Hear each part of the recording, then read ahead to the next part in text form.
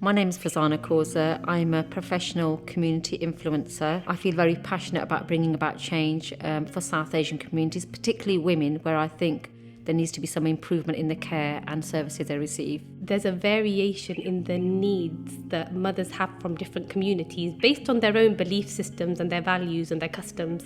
And I think that's where the difference is. So in order to make a mother feel like she's safe and she belongs, you need to be able to understand where she comes from and who she identifies as. And I guess that's what the real difference is, that often women from diverse communities, South Asian communities, may not feel like their voices are as heard as Caucasian women. I wouldn't say I had a bad relationship with my midwife. I just felt that I wasn't able to build a healthy relationship where I was able to go to my midwife to ask her questions and feel supported.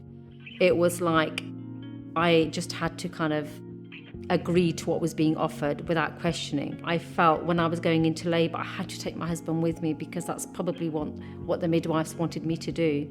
But actually I wanted my mum there and my sister there. It was a good experience and I'm glad I took my husband with me.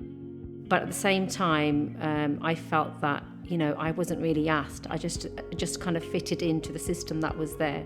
My experience was I'm one of 6 sisters and I wanted my sisters there, and that was a taught behaviour. My mother did that when she had her children. She had her mum and her sisters around. And I think sometimes, particularly if you give birth within institutes, you're within a hospital environment, the structures are that hospitals don't actually allow you to have more than 1 to 2 birth partners. And that's very restrictive on a community where we're very relationship based and driven. I think that's very important to highlight, that we need to recognise how important family connections are. Because as a healthcare professional, I'm going to be there for your journey whilst you have a baby if you choose for me to be there. It's your choice to have midwifery care in the UK. But outside of that, I will not be the person walking you forward. It's going to be your family members. And I think sometimes we can go in expecting that everybody seems to have their partners with them, but actually that may not necessarily be what women within our communities want. So you just have to essentially ask them, what is it that you would like? Because if you don't ask them that question and get to understand their needs and requirements, how will you ever be able to offer them the service that's right for them? I think it's really important to also check with the women if they've changed their mind. So if they've said no to a particular type of treatment that we're going to have, they might have changed their mind half an hour later or an hour later. Double check and go back and ask them, because they might think they cannot now change their mind. And something I've done a lot in my practice is when we first start having conversations, I almost, not that it's my onus to give permission, I almost always give them permission to say, this is your pregnancy and this is your baby, and it's up to you what you'd like to do. I'm fully here to support exactly what you want to do. And this is what my medical kind of advice is suggesting, and this is what my policies and my protocols and my guidelines say. But ultimately, what does your gut feel about it? Because I'm going to go with what you want to do. And I think it's really important that we remind women that the choice is theirs and give them that power back, because you can become quite disempowered in a system if you don't feel safe emotionally. And then add other nuances like different cultures, language barriers. This can make it much harder for some women, I think. I spoke really good English, but when I was going into labour, I did speak out in my mother tongue. I used Arabic words. I was quite spiritual and I wanted to pray. Midwives can be mindful of some of the cultural and religious practices that happen within South Asian communities. Particularly one example that I used myself was the flower of Maryam. It's a dry flower. There's a spiritual belief that kind of helps you through labour. It opens up during labour, and I felt that belief and that connection. But I remember one of the midwives looking over and wondering what that was, but actually you could have asked me and I would have told you what it was. Some of the personal experiences I have had as a midwife has been when I've had handovers from colleagues who have said things when they're handing care over to me. They don't always know how to articulate what they're trying to say, but they'll say things like, oh, she's behaving funny, or she's doing funny things. And sometimes when you kind of probe a bit more and you ask a few more questions, there are biases such as, she's behaving like a child, or she's not coping very well, or, she's being really aggressive. And these are really common things I've heard in passing as a midwife. And when I speak to other midwives who are black or brown, these are things that they have noticed. Because the validation for us comes from talking to each other. For a really long time, a lot of the experiences I thought I was having, I thought they were in isolation. And actually, it's only when I started talking and connecting, building human relationships with the other humans I'm working with, who kind of look a little bit more like me, did I start to have these more honest conversations, because I started to feel safer about what I was seeing. It's a really hard thing to challenge, because I always say this, it's easy to go up to somebody and tell them directly how you feel. So for example, if somebody called me a rude word about me being Pakistani, I would know exactly where I stand with that person. But more often than not, what happens is the way that I'm treated, the way that I'm made to feel. And that is not always obvious to everybody around you, or even to yourself. So amongst each other, we will comfortably talk about the fact that there are these preconceived ideas about mothers from within our communities.